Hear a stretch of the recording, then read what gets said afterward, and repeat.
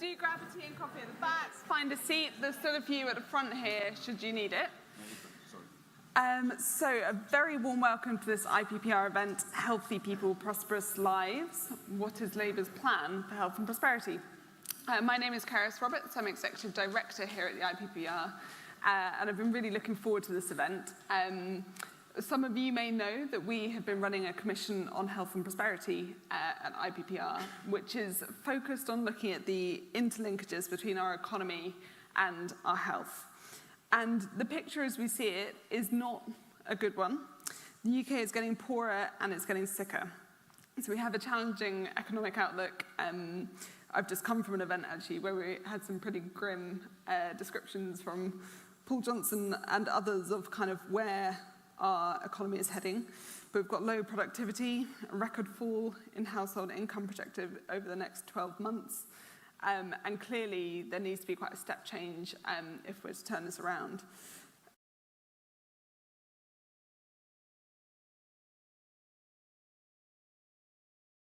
The UK actually has rising rates of death and impairment.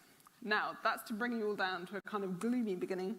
But thankfully at IPPR, we don't think that's the end of the story, and we think there is a whole lot that we can do to turn this picture around. So with me today, I have some fantastic speakers. I have Chris Thomas, who is head of the Commission on Health and Prosperity at IPPR. I have Peter Babudu, who is Executive Director at Impact on Urban Health. And we've been working with Impact on Urban Health through the Commission and also on this event, so a huge thank you for that. I have Matthew Taylor, who's Chief Executive of NHS Confederation and also a Commissioner.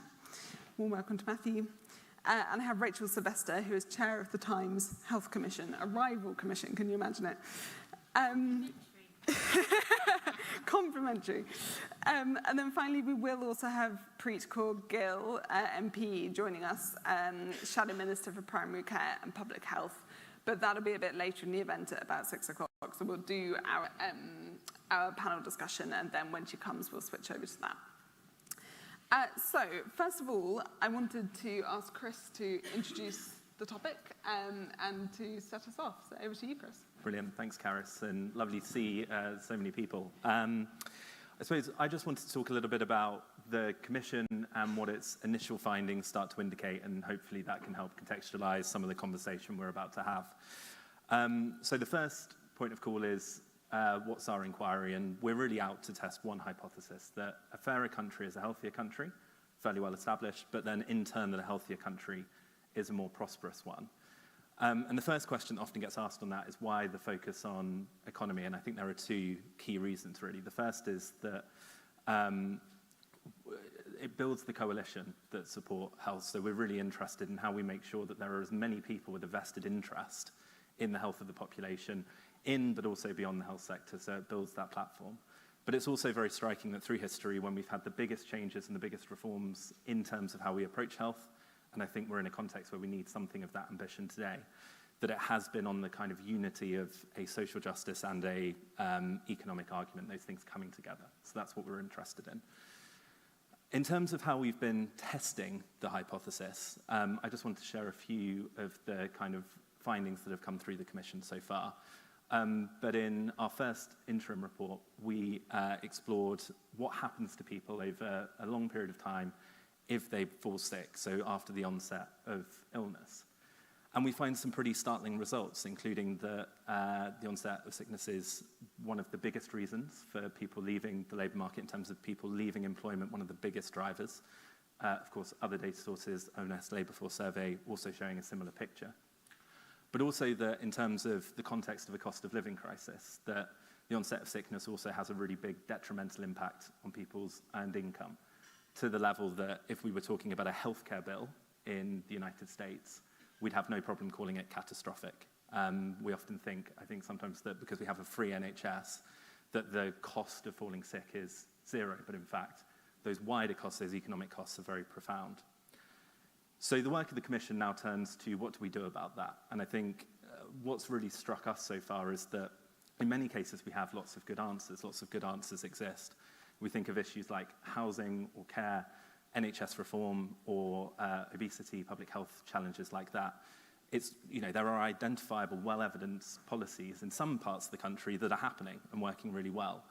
And so the challenge feels like, how do we make sure that there is a translation of that for everyone into policy?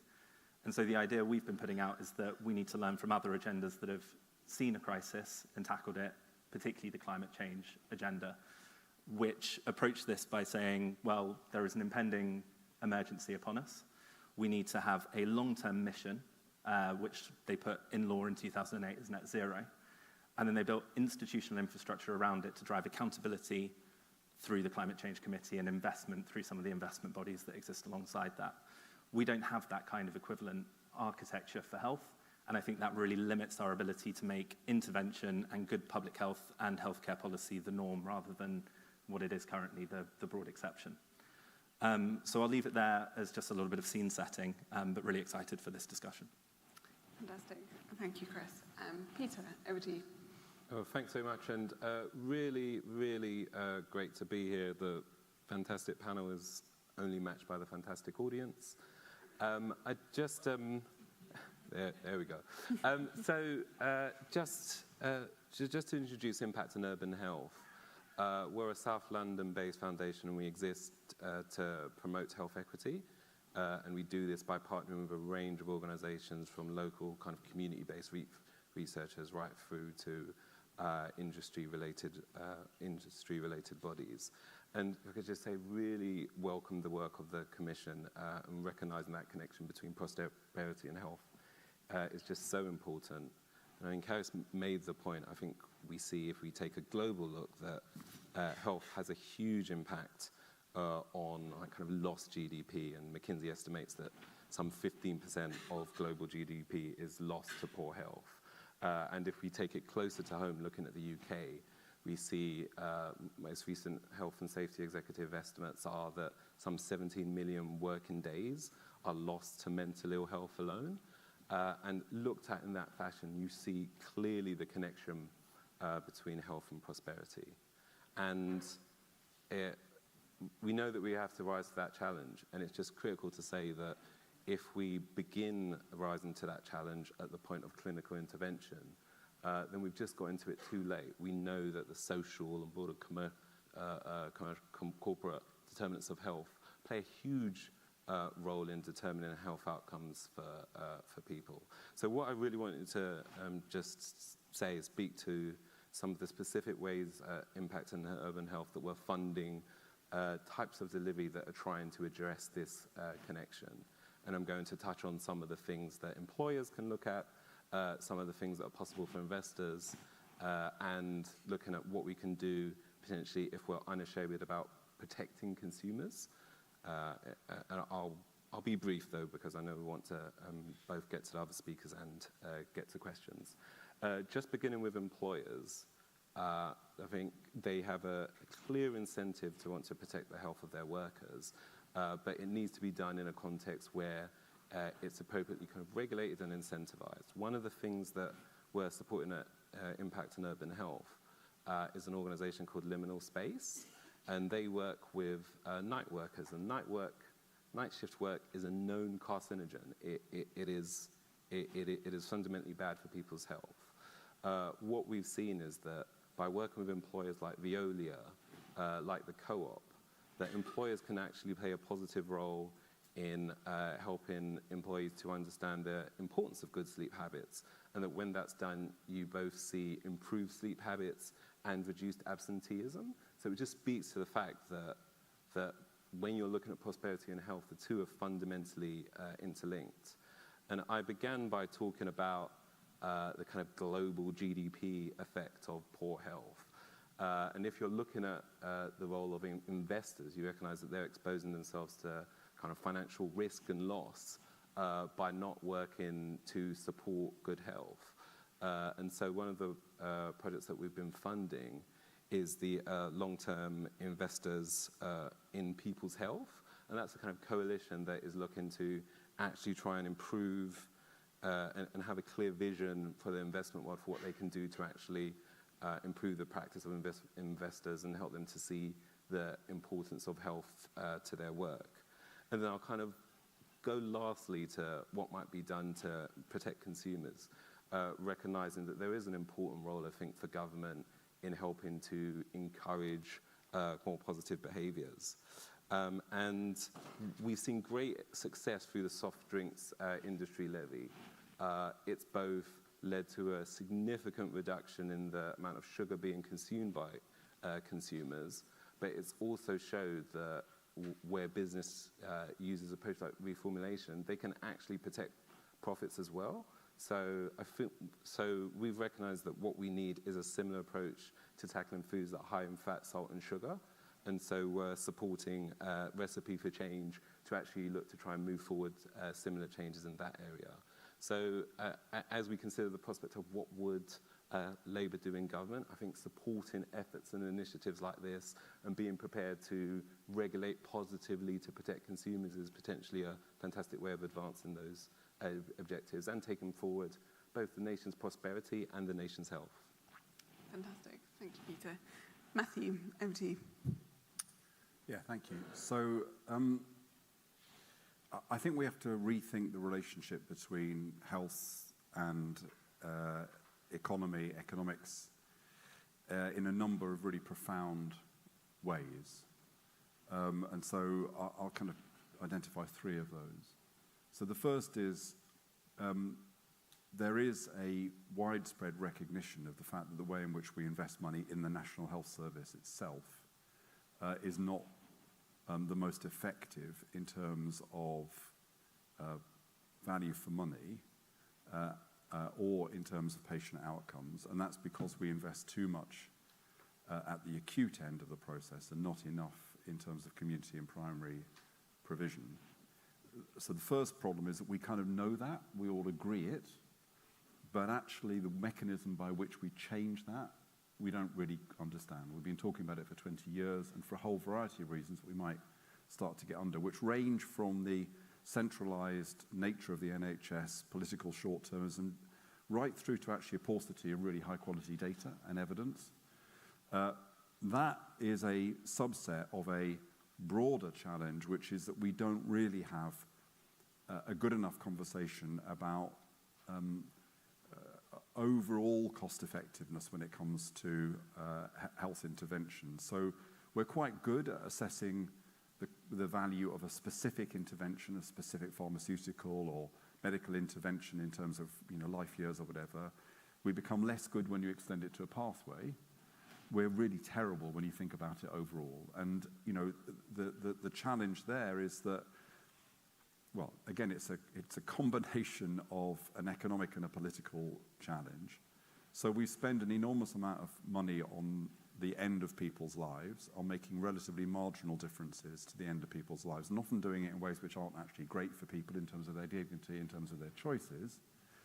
But yet we fail to invest in mental health services for children, a failure which could have profound consequences for them throughout life. So this is a subset of this kind of broader challenge of cost effectiveness. And actually local authority leaders that I speak to, when they talk about working with the health service, one of the things that kind of hits them is how the health service does just not have an account of the relationship between investment and overall outcomes.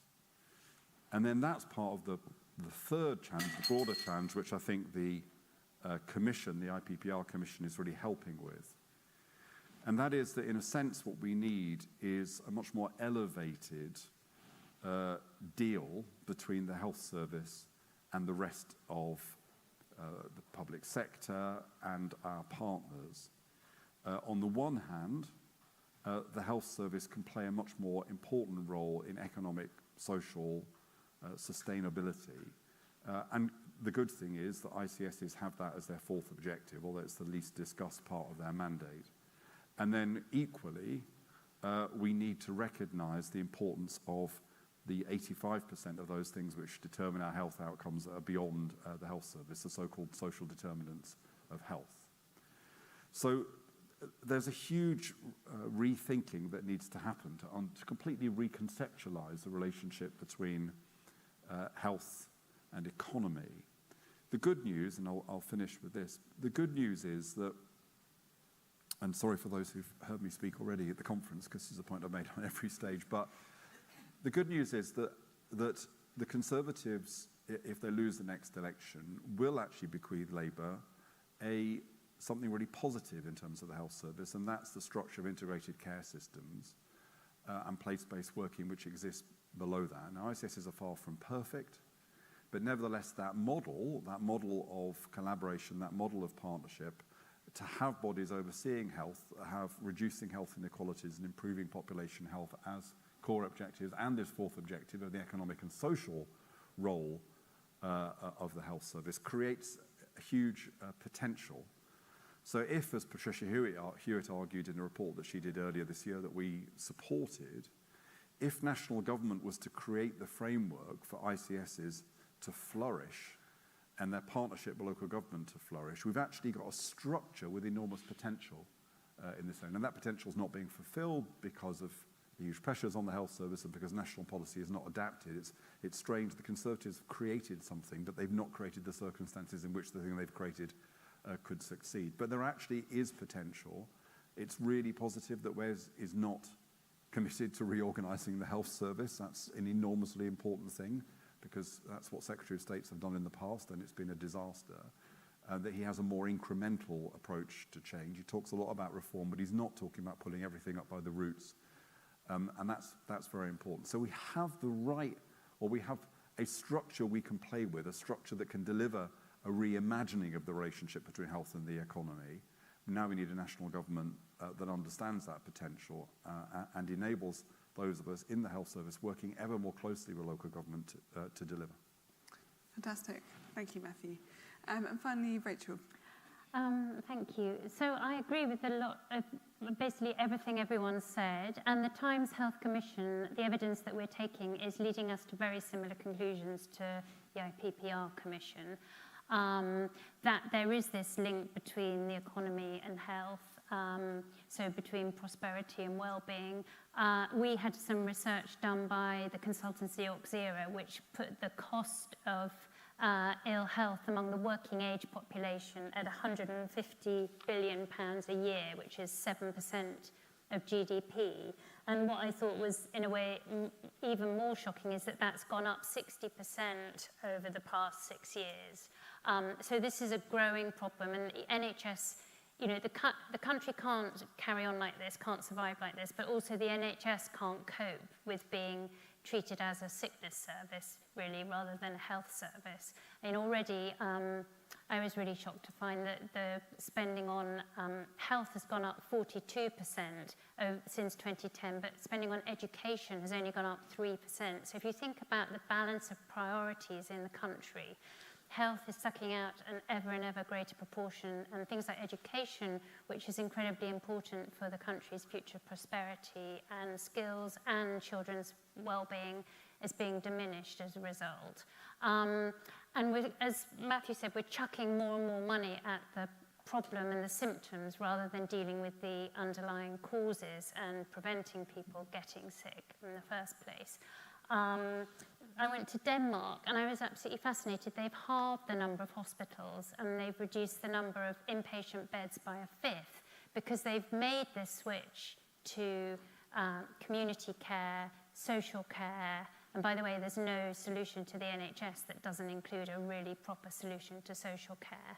But if you're in a hospital in Denmark and you're discharged, you're ready to go home, if the local municipality can't find you a place in social care, then the hospital has to, the social care provider has to pay the cost of the hospital bed. So all the incentives are to keep people at home, keep people out of hospital.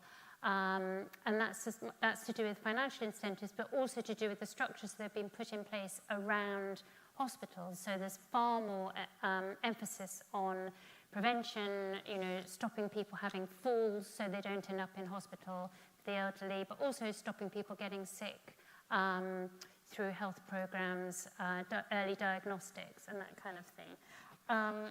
I was also rather amazed to find that of the over 7 million on the waiting list, only 15% are actually waiting for an operation of some kind.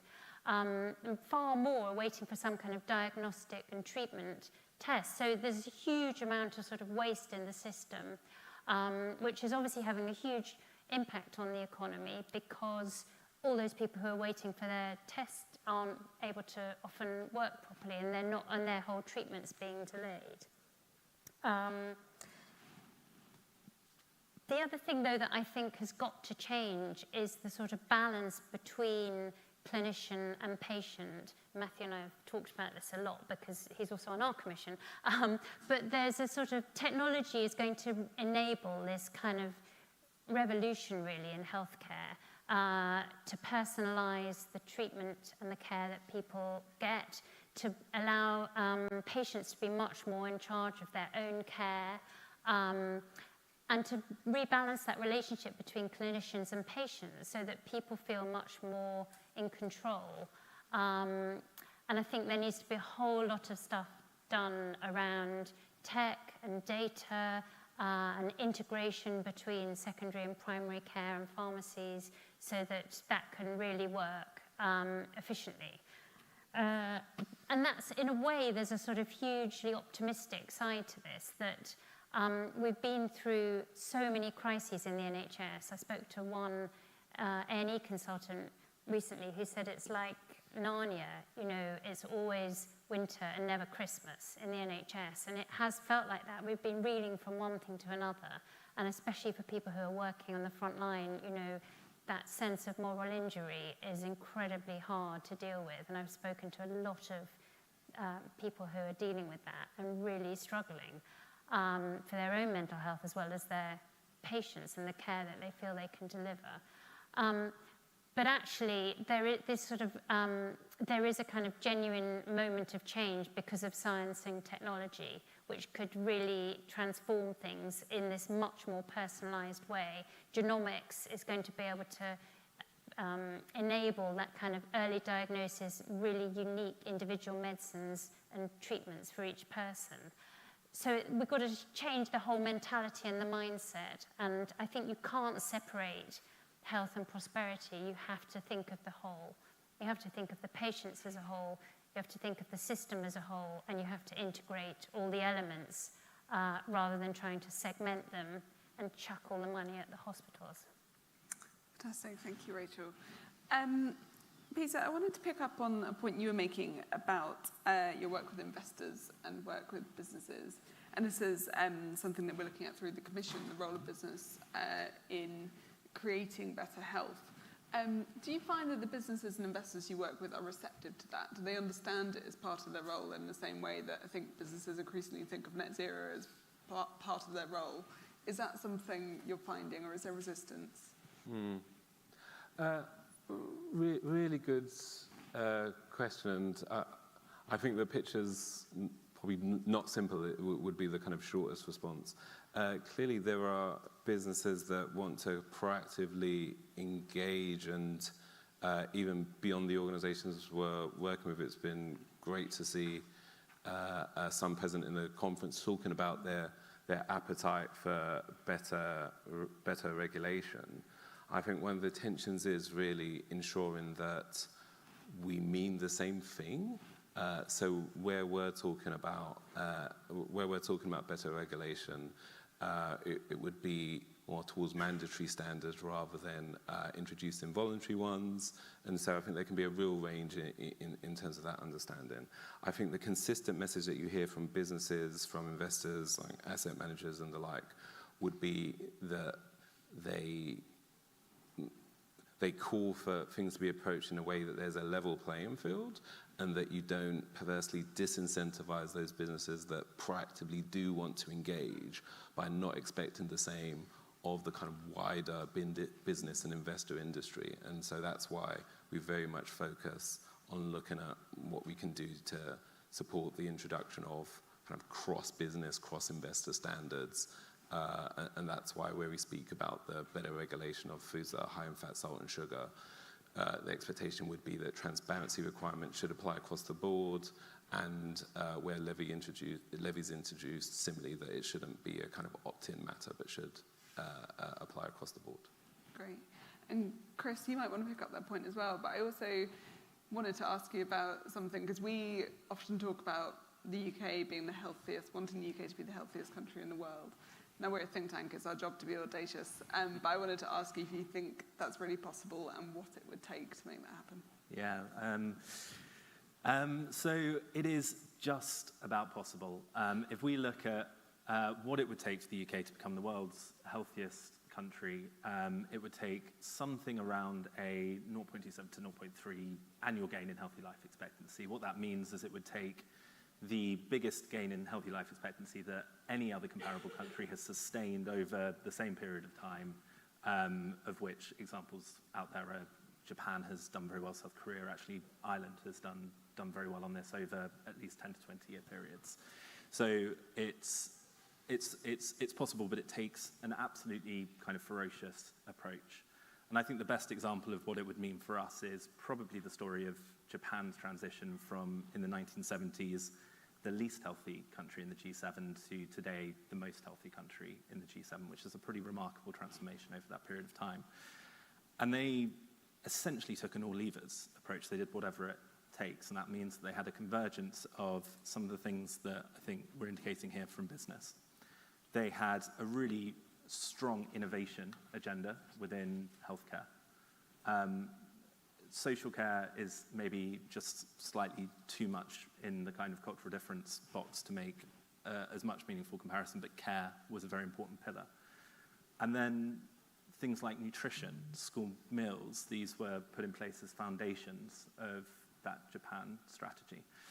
Now, the UK has managed to kind of improve its health and close its health inequalities at a much slower pace in the past through similar kind of cross-government initiatives. The 97 to 2010 health inequality strategy is one example. But I think what we'd be talking in this mission is a level of ambition more and a much broader span of who are the actors that we need to work with who aren't just government actors in terms of delivering it. Great. Matthew, I think. Oh. So I went there earlier in the summer, actually, to find out what they did. It's absolutely fascinating because it's a real mix of carrot and stick. So the thing that has stunned me the most is there's a legal requirement on all companies to measure their employees' wastes every year to make sure they're not too fat. And if you are too fat, you have to get counselling or advice, or you just can't ever imagine that happening here. But I went to one company and they were actually in the middle of the health check when I visited, and all the people were lined up, sort of like outside the headmaster's office. And then they were going into this room where there's sort of rows and rows of nurses measuring the blood pressure and, you know, taking blood tests. And then they went behind a screen, presumably where the wastes were being measured. And then you got your results on a colour-coded paper. So if you had a problem, you got it on pink. If you were borderline, it was yellow. And then if you were okay, it was white. So they've gone, but they then have a sort of very healthy school meals, school food.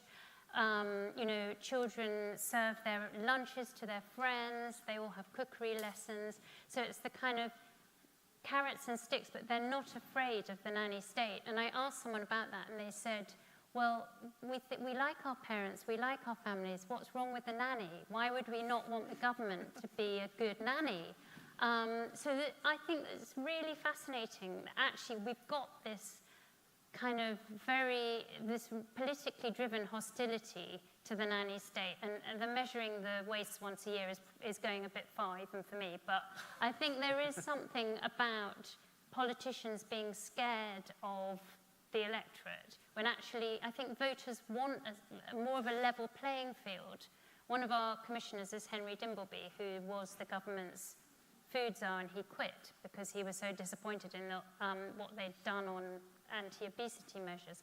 And he says the problem is we've got a political class that's run by people who had nannies in childhood and had a very bad relationship with their nannies. But there is that, I think it's a really interesting question for Labour, is how far are they willing to go in asserting the importance of healthy standards, particularly in food. Smoking is now actually, interestingly, off the table because that's now been pretty much a cross-party issue. But Wes Streeting has talked about it, and he's got different views depending which time you talk to him on this.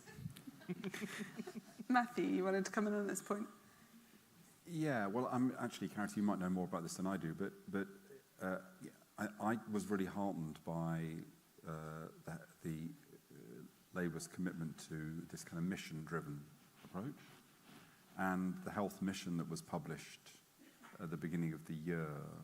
You know, it wasn't perfect from my perspective, but it was pretty good. But what was most exciting about it was this, recognition that you cannot solve the NHS without solving the problem of public health. I don't know what's happened to that mission-driven approach. It seems to be being kind of downplayed. I don't know whether there's a sense that it didn't work and that the party has moved on to a more retail position. I don't know, but that is absolutely necessary to have that approach to health, which is across Whitehall. And the NHS suffers from two characteristics of the English state. It suffers from the fact that the English state is so geographically centralised, which leads to the problem of political short-termism in the health service, which all the health think tanks came together on the NHS's 75th birthday to have one message, and that one message was that political short-termism is the biggest problem the NHS faces. So geographical centralisation leads to political short-termism, and it also leads to a culture in the health service of people constantly looking nervously upwards.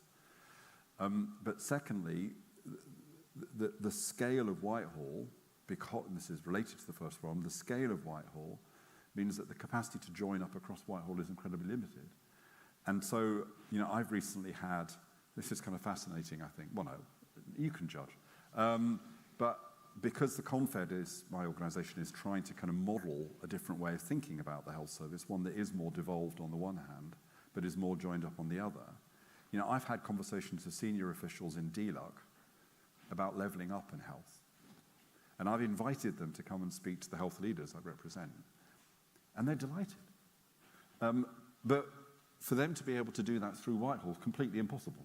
For them to go to DHSC and say, look, we'd like to come and speak to your health leaders about levelling up. Well, the memo would never get through, or there'd never be an answer to it. It's just, but when I go to them directly and say, look, would you come and speak to our place leaders forum about levelling up, in fact, they are coming to the next meeting. Exactly the same experience talking to the joint DHSC DWP unit on health and work.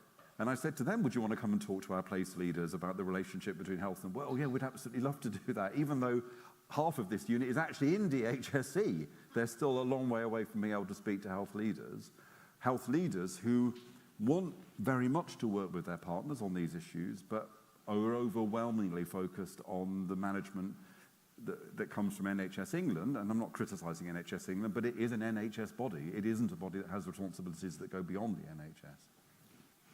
Fantastic. And just to speak to your point, IPPR have long been advocates of a mission-driven approach to government and indeed to our economy, because precisely we think it helps to overcome these different silos in government, and also to kind of signal a direction of travel that can encourage investment.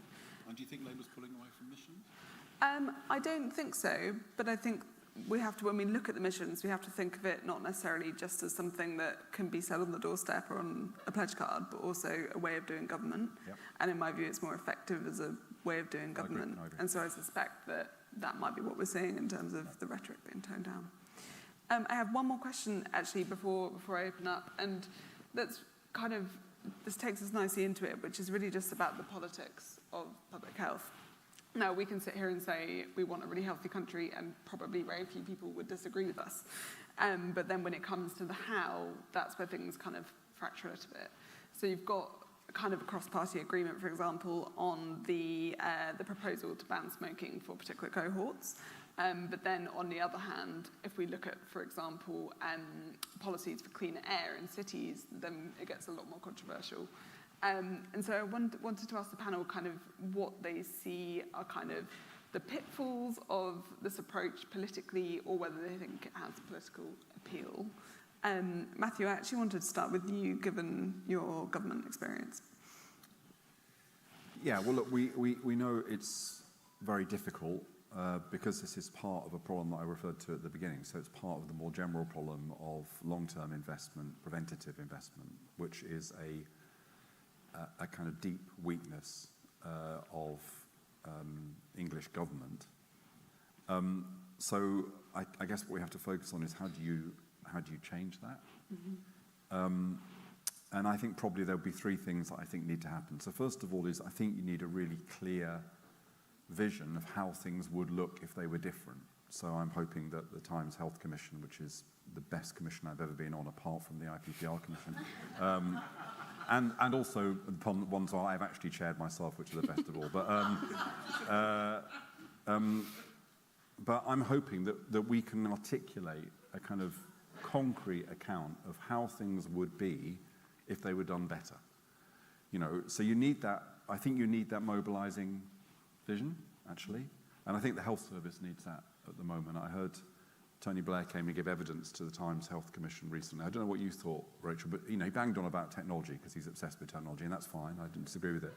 But actually the most interesting thing I thought he said was when he was asked about what's going on in the health service, he said, where there is no hope, there is only blame.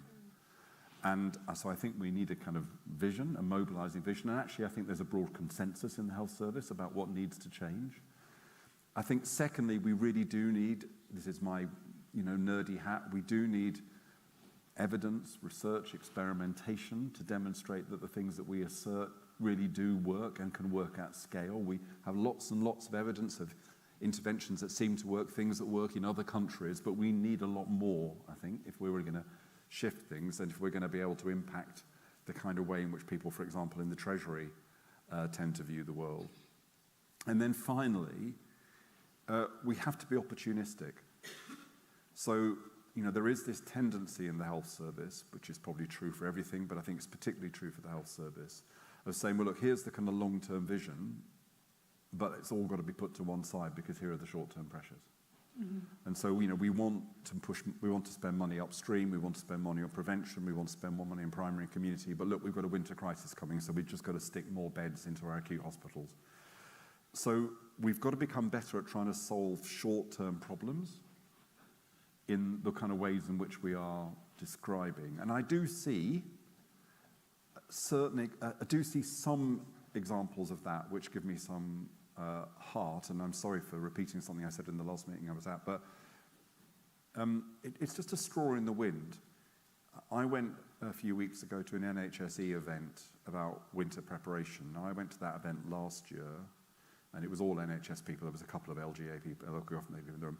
The two presentations that were made to that event about good practice, and this was good practice about trying to stop people ending up in A&E, helping to get people out of hospital more quickly, were both made not by NHS organisations, but by place organisations. So that's organisations bringing together local government, the health service, third parties. So one was from Leeds and one was from Walsall, and I've been to both those places and looked at that practice. And so they're trying to solve a very, very immediate problem. How do we get through winter? But to do it in a way which is helping to think about how you can put more care in the community, how you can start to identify people early on, how you can share data in different ways. So solving that short-term problem in a way that does enable you to start to think about moving resources upstream. So a big vision, better research, data and experimentation, and trying to deal with the short-term stuff in a way that aligns with that vision rather than contradicts it. Rachel, do you want to come in on this point? Yeah, on politics. I think sometimes the politicians misjudge the public mood, actually. So the focus groups that we've done, and I think this is backed up by polling as well, shows that people don't have this sense of an overwhelming nanny state. They want support and help with being healthier, and particularly for their families and their children. So, for example, the ban on advertising of junk food for the watershed was incredibly popular.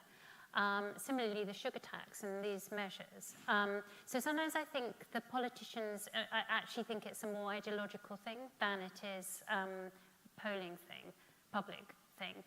But I think there's something really interesting, or a way in which you need to frame this, which is actually, to coin a phrase, it's about taking back control. So rather than being a nanny, it's about saying to people, actually, at the moment, you're not really in control of your environment. So the environment you're living in, your children are growing up in, is incredibly unhealthy. You're bombarded on all sides, whether it's junk food, gambling, alcohol, unhealthy air. And actually, if you really want to level the playing field, if you intervene, you're leveling the playing field. You're not, removing rights. It's a kind of it's an empowering thing for citizens. So I think there's a way of thinking about it that is perhaps a way forward. Great. And Peter, how does this play out at the local level in terms of the local politics? I mean, just it'd be good to come back on some of the broader, like, kind of nanny state points that have been made. And in my opening remarks, I did speak about the kind of importance of protecting consumers. So supportive in broad terms there, because as Rachel says, things like food environments reflect the fact that often people aren't left with choice, whether it's an overproliferation of, like we see in some parts of Southwark and Lambeth, an overproliferation of betting shops, of chicken shops that make decisions around healthy eating just kind of difficult. But I think probably a missing part of lots of our conversation so far has been the important role that communities can play, as well as other types of evidence, in framing and shaping some of these solutions to make sure that they kind of stick, that they actually work for the place and the people that you're trying to serve. And that's been really important to the work that we've been doing in South London. But also, I think it ends up tackling some of those political challenges, because where you do get the kind of breadth of public support, which is often born of, like, being involved and having a say and having a role in kind of shaping the policy position that's coming through, then it de-risks for politicians the idea that, like, oh, well, we kind of really sticking ourselves out on a limb here, whereas when you kind of recognise the breadth of support for things like sugar levy and similar, then whatever political colour you are, you're prepared to make that sort of leap. Mm-hmm. And Chris, finally, it can be quite a challenging message in a way that we need to look at our public health for the strength of our economy, and particularly when you get to the levers you need to pull. How are you finding politicians respond to that? I think positive. I think we've probably got to a moment where the critical mass has increased greatly. So we've all experienced COVID-19, and I think the personal experience of that, the business cost of that, the salience increase of that have meant that this agenda feels maybe like one that's time has come. I think where there's a difficulty for kind of landing it with politicians, it's often the point you make, Rachel, that we have these individual policies that are ultimately very popular in the polling, and actually increase in popularity as they're implemented. The really fun thing about the public places smoking ban is that the debate, which was very skewed to a libertarian counter, did not decrease support for it, increased support with it over both years and decades. So we have that, but I don't think there is a sense of the vision we're trying to create, the story we're trying to tell, and I think that's probably what politicians need in terms of what's the final vision of the country that health and prosperity is leading into. Climate did that very well. It started talking about the industries you could create, the jobs you could create, and I don't think we've quite done that yet. But I think that's where the Commission comes in. I think if there's one thing I want the Commission to plug into, it's having the story that we can tell, not just about individual policies, but about how health and prosperity creates a vision for the country. I just need to say that I was in number 10 when the smoking ban on public places. In fact, I was in the middle of the cabinet argument about it. And basically, the women in the cabinet were in the right position and the men were in the wrong position. So it was basically Patricia and Tessa who were pushing for it, and Jack Straw and John Reid were pushing against it. And the right outcome came about. I gave Tony the right advice, and he did the right thing. About 3 years ago, I met the special advisor of one of the men in the cabinet who'd been opposed to this, and I said to him, teasingly, obviously it was good that I won that argument, and he said no. He said it was because of the smoking ban that we lost the Brexit vote. So, absolutely true. So there we are. Some people aren't converted over time, I can tell you. That is quite the claim. I've seen a few courses of Brexit. We have a little bit of time for questions. I am going to ask anyone asking a question to be brief so that we can get to a few. I'm going to go to the gentleman at the back first. Can we put the lights on? Hi, We've been thanks very having much. some trouble with it, so I don't totally know. It's Henry Gregg from Asthma and Lung UK. We represent the 1 in 5 people who will get a lung condition at some point in their life. Just picking up on the social determinants point, obviously access to healthcare is really key in terms of lung conditions, but it's actually the most disproportionately impacted by deprivation. And we're just as likely to see people who have lung conditions because of poor quality housing, but also toxic air in their local area. How do we break out of that DHSC lens and actually, surely if we've got a potential Labour government, how can we get them to grasp the opportunity to actually look at this more holistically and get all of the government departments to take responsibility for our public health? Fantastic. Thank you. And I think there was one at the front here. Hi. I suppose if you answer this question, then that's job done. But I think the main point for me is how do we create a healthy city, a healthy UK without widening inequalities? And there's a few points. So one, you were speaking about genomics. Well, what we know when we're looking at genomics is actually when we're looking at people from black and minoritized communities, they often don't provide their data for various reasons, you know, lack of trust and so forth. And if we're looking at AI, machine learning, and the role in health for the next generation, actually if my data set is not included in there, how would I get personalized care compared to the general population? So I think there's one, yes, if we're looking at unlocking the potential for cities to be healthier, how do we do it in a way that we're not widening the health inequalities and also the kind of bias with technology?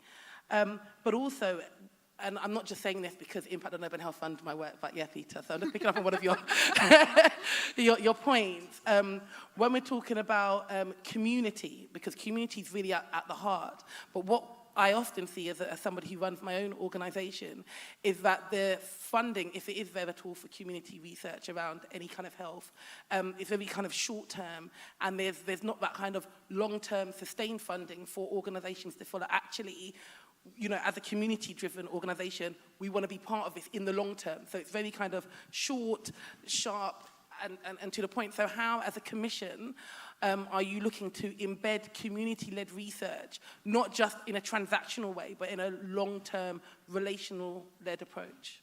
Great. I'll take one more from the gentleman over here.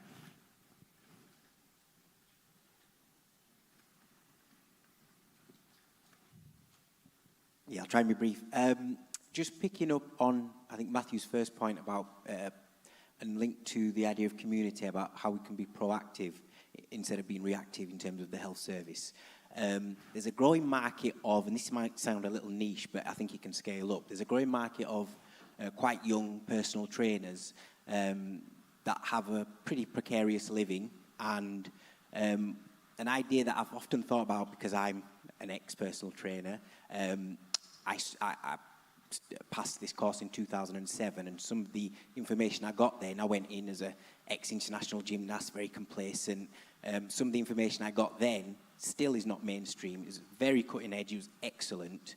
And one of the things I've often thought is we could utilize those types of younger, less of a burden, could still keep their private function out into the community, working with vulnerable people, because they're in gyms, people who are not sedentary. They could be used out into communities, genuinely get out there, because the other factor with that is the nutritional training there is excellent, and it's my understanding doctors don't get trained on nutrition, so you can actually pass them as agents of health holistically, and really impact the whole approach in a kind of an old Labour way with combining private and national approach.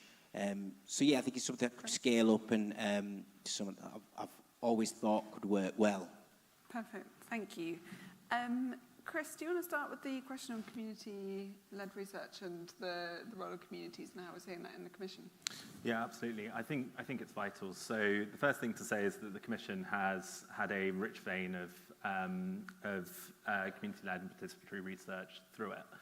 The really strong sentiment that comes through that is that people that we talk to want to have a lot more control over their health, feel very disempowered, and they want the agency to come back at a community level. So I think there's a lot of kind of sentiment that they want that control to come back into the community rather than something they might feel is a more distant national or even regional kind of body or, you know, set of officials, whatever it might be. So I think that's a really interesting vein.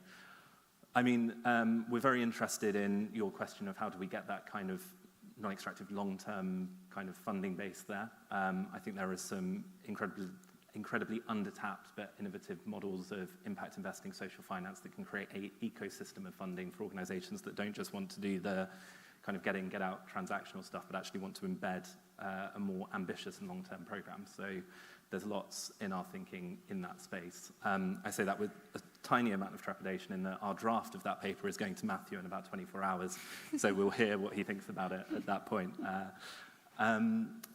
So, I mean, a strong agree from us and lots of thinking would be the sum of my answer.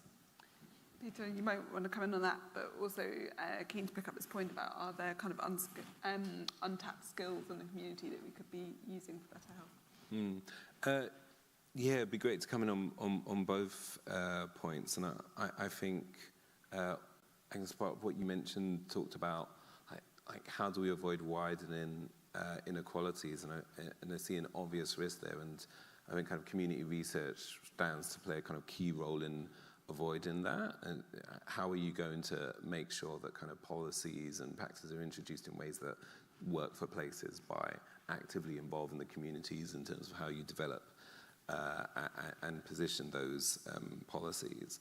And I think that ties to Henry's points around even when you're interested in quite specific conditions, you still see this huge role for broader social determinants. One of the kind of programmatic areas that we focus on in impact on urban health is kind of multiple long-term conditions and how people end up kind of picking them up quite quickly. And what we see is that factors like the quality of the housing that you're in play a hugely important role. And if you're going to do something about addressing the kind of precarious nature of housing many are in, then, I mean, we've ended up funding projects like one called Financial Shield, where we're bringing together kind of wide range of actors from kind of GPs, housing associations, relevant parts of local authorities. And by taking that holistic approach, you're getting ahead of some of the kind of health consequences and they're working together to help people who are identified as at risk of picking up any long-term conditions, being better able to kind of stay in the housing that they're in, and to also kind of attract more income as well. Great. Matthew, it sounds like you've been talking to Tony Blair about the use of tech in health. Can I ask you to pick up this point about what happens if you don't have data sets that kind of have enough data on different groups in society? Yeah, no, I think that's a really important issue, and you know, my experience of working with health leaders is that they take health inequalities incredibly seriously. We've got to recognise that the government is trying to use this as a kind of wedge issue right now, and actually, sad to say, but polling of the public does suggest that they do significantly believe certain kind of myths about the health service, including the fact that there are too many managers, when actually all the evidence suggests there are too few managers, and that's part of the problem that clinicians end up being managers. But also, the public is willing to believe that huge amounts of money are spent on so-called wokery. So making the argument about why health inequalities matters and making it in a way which people understand and can relate to is going to be really important.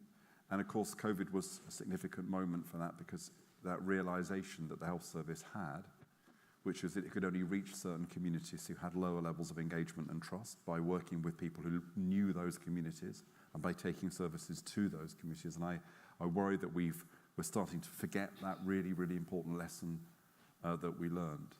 I mean, I think the thing that connected all those questions for me is that, you know, a lot of really great practice in relation to health is nothing to do with clinicians. And, you know, that's something we need to emphasize more in all sorts of ways. So, you know, one of the, we when we talk about innovation, we immediately think about biotech and digital and data, but actually one of the most interesting innovations I've seen is peer-to-peer mental health counselling. And, that's a very simple model of people who have recovered from or are managing a mental health condition, who are then trained to provide peer counselling to people who've got a mental health challenge.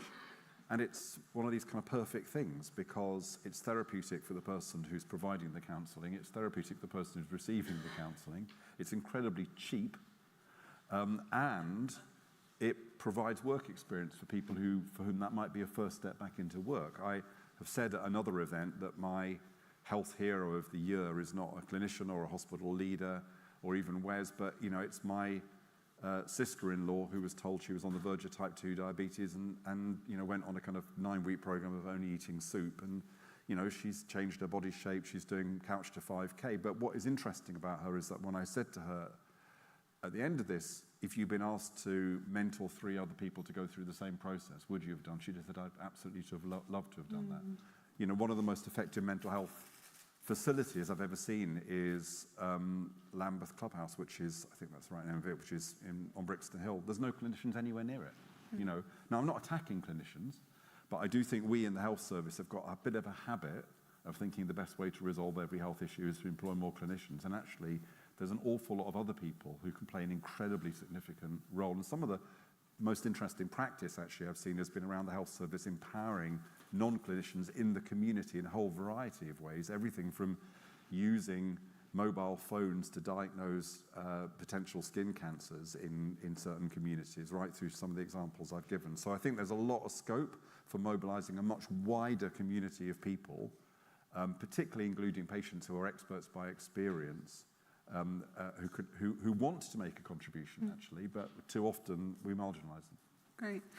And Rich, we're going to ask you to be very brief because I want to bring Preet in, but could you address the first question we had, which was about how do we break out of this DHSE lens to, when we're looking at things like the fact that deprivation is more likely to be linked with lung conditions?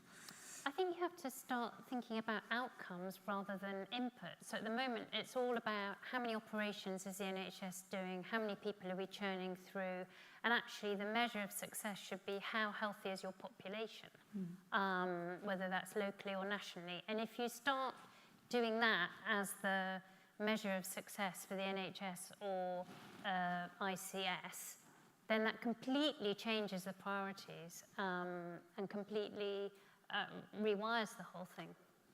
And that would apply to the money, but also any targets that you had, etc.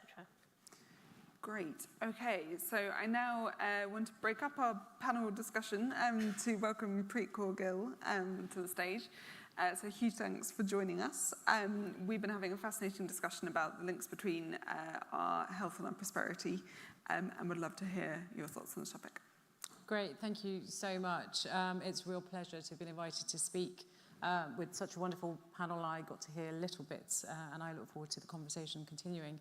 I want to start by paying particular thanks, though, to IPPR for hosting this event and the excellent work that Chris and Caris are leading with the Commission on Health and Prosperity. After 13 years of the Conservatives, patient outcomes are declining.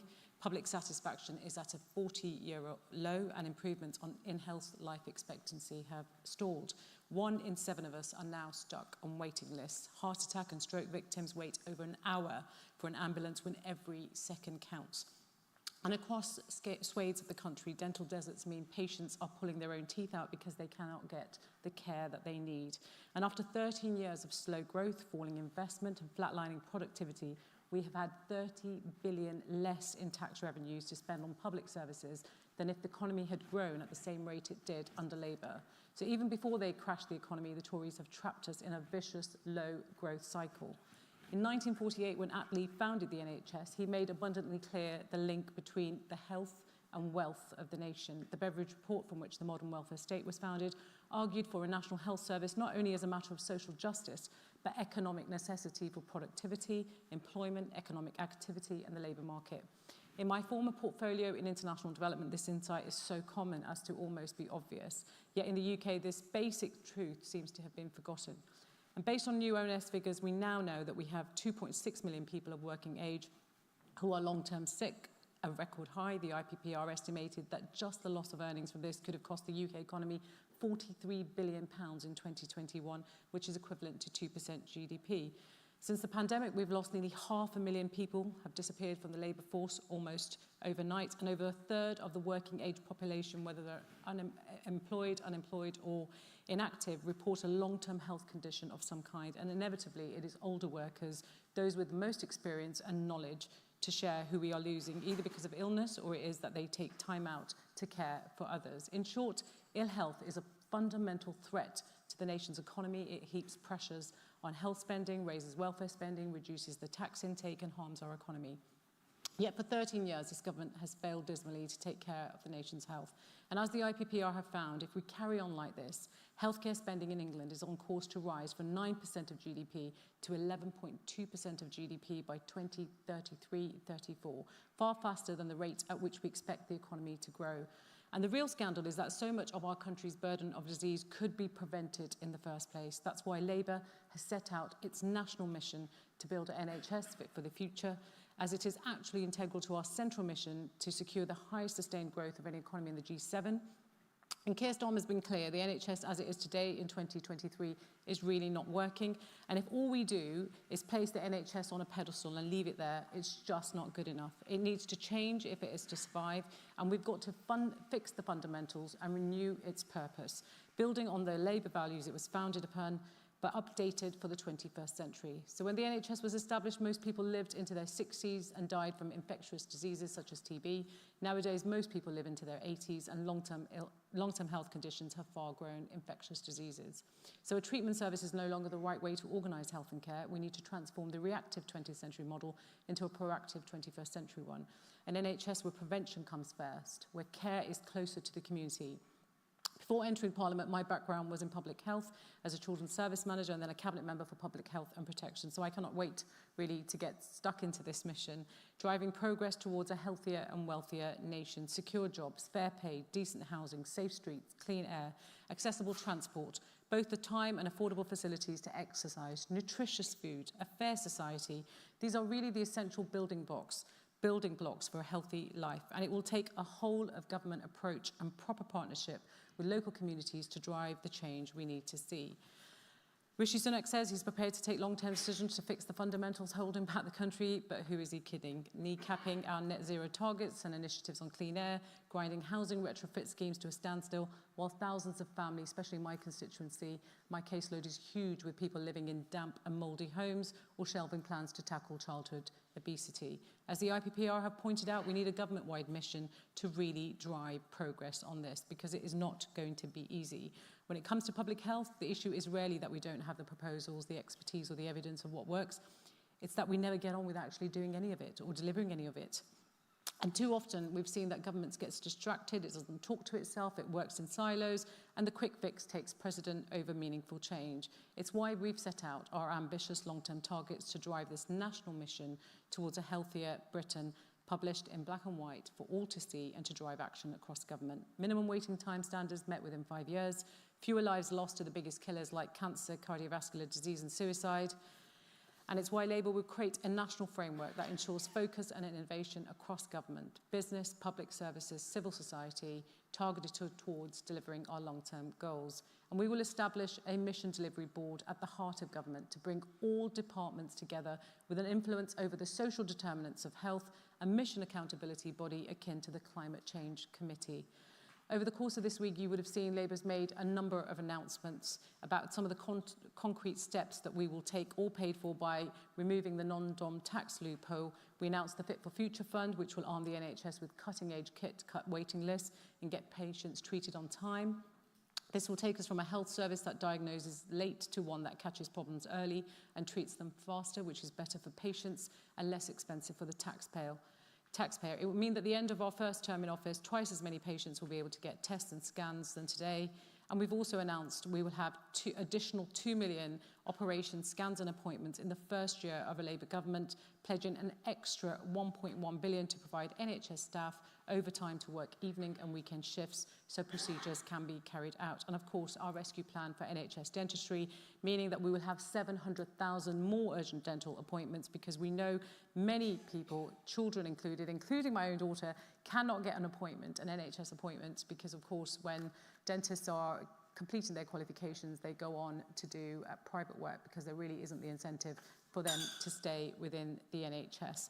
I'll probably stop there and say there's a lot to talk about in this space, but thank you so much. Huge thanks, Preet.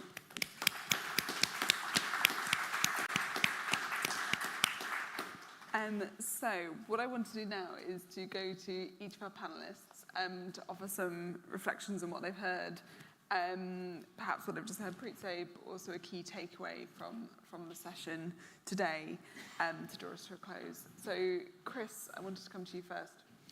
Yeah, I mean, I think for me, there's two things really. I think the first is the need for a central story that we tell about public health, and I think prosperity is that story. One, because for politicians, it's an offer rather than a takeaway, and public health has always been an agenda searching for the equivalent of a new hospital. But secondly, because it challenges the health sector and people like us in a room like this to talk about the kind of things that other people care about. And so to build our coalition and to make sure that it's something that, if we're talking about driving across government, that we can all do. And secondly, that point of coordination. I mean, I think for me, within the mission and liking a lot of the policy in there, the most important felt like that equivalent of a climate change committee, something that can bring real architecture to what most of us have been saying for a very long time, that health and all policies is the way to go forward, but that's meaningless without the kind of delivery mechanisms and accountability that makes it genuinely happen. So I think us getting serious about how we do that and we build that feels like an important one for me. Fantastic. And just to emphasise what Chris is saying, it's fantastic for you to hear so many of the things we've been arguing for, and indeed some of the policies come out over the past few days and in your address. Peter, over to you. Thanks, guys. To hear Chris talk about the importance of vision, I think that's felt like an important takeaway, and it's been great too. I think Matthew in particular made the point around the importance of the world of evidence. For me, what's been a kind of great key takeaway in all of the panelists' remarks has been about that important role for community in this, and the fact that, like, if we are to introduce solutions that stick, if we're to kind of cut through the political debate, then ensuring that there's a kind of clear role in for communities in how we implement and go about improving the nation's health. It feels like a great takeaway. Fantastic, thank you. Matthew? Look, I'm really reassured by hearing what Preet said, because I think I said earlier that I was slightly worried that we weren't hearing as much about that mission-driven approach. It's really good to hear you reassert that, because I think it's absolutely vital. And so, all I would say is that the health leaders that I represent absolutely get that the NHS can only flourish in the context of a step change in the nation of the health of the nation, and that the case for that step change in the health of the nation is an economic one, as well as an ethical and a social one. But that we mustn't underestimate the challenge of doing government really differently. When I worked with Labour back in '97, we went into government with a lot of commitments to do things differently, joined up government, and we did do some things differently, but it didn't persist. The media pressure, civil service inertia, events meant that we ended up really replicating in many ways the problems of the kind of Whitehall way of working.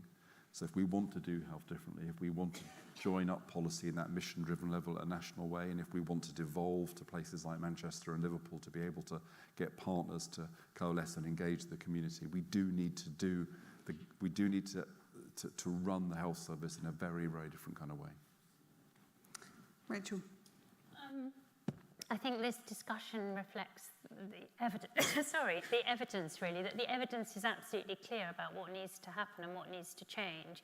And I think pretty much agreement on this platform about that shift towards more prevention, towards more community, out of hospital into primary care and actually even individual responsibility and all of that kind of thing. But now it takes the sort of political courage, not only to implement that, but also to sort of challenge some of the vested interests in Whitehall and also perhaps in the NHS, actually, that there needs to be, it's a sort of different way of thinking and a different set of priorities. And I think it will take some political courage and leadership. And in the end, it'll only happen if it's driven from the top, I think. It has to be a sort of prime ministerial thing, probably. Mm-hmm. Any final comments? I mean, just picking on some of that, I mean, public health grants have been cut to the bare bone. I mean, when, you look at what local government funding has gone, and the first thing to go is actually public health, because people just don't see the importance. It's not joined up. I mean, the fact that NHS England provides you data with the top 5 regional killers, but actually nobody is working together to join up about how you target that work in communities, how you reach out, and there's got to be a connection between the whole service. Primary care is not separate from secondary care, and likewise, I go to hospital, I've got the biggest trust in my constituency. When I go, they've got the data up which tells you how many outpatient appointments have been missed, how much that costs the NHS. Well, why actually are those consultants not delivering nearer the communities? Why are we not looking at the whole estate that we have and how we utilise that? Why are we not sort of just, the status quo just continues, somebody just keeps putting out that data, but nobody thinks about, well, we should do things differently, actually. And we've got to engage communities because of the inequity in terms of healthcare and accessibility. So there's lots to do in this area. We have an inactive population. We know that there's lots of really brilliant evidence, lots of countries doing really good things. Actually, what we need is longevity in terms of politics, so that we can actually get on and deliver and do the work. And we've got to listen and engage with the people. One of the things that I am learning very quickly is how much regulation, bureaucracy, how everybody is involved in every little bit of the health system, and it really needs to be simplified. We've got to trust the experts, we've got to listen and engage, and I'm really, really keen to hear from people around, because a lot of this has already been done. I'm sure if you go back and read reports, it makes the same recommendations over and over again. But actually, there has got to be a different shift, and we've got to do things very differently. I think we have a real opportunity with the 5 missions. And as you've all seen, Keir is really determined to do things differently and really deliver. So we have a much more healthy population because it links to our economy and how we grow our economy as well. And thank you for all the work you've been doing in the evidence space. And yes, of course, some of that has been including in Labour's announcement. But I really want to work and hear from you. So please do get in touch. Thank you. Fantastic. So we're going to draw to a close there, but before we do, I wanted to say a huge thank you to all of you for coming and for your questions. A huge thank you to Impact on Urban Health, who have been working on this event, as well as the Commission more broadly, and a huge thank you to our speakers. We're certainly really excited, like I said, to see Labour engaging not just with what needs to happen in the short term on health services and so on, but also that really big long-term challenge of how we become a healthier country and therefore have a more thriving economy. So thank you very much. Do come to our events tomorrow, and I hope you have a great rest of the conference.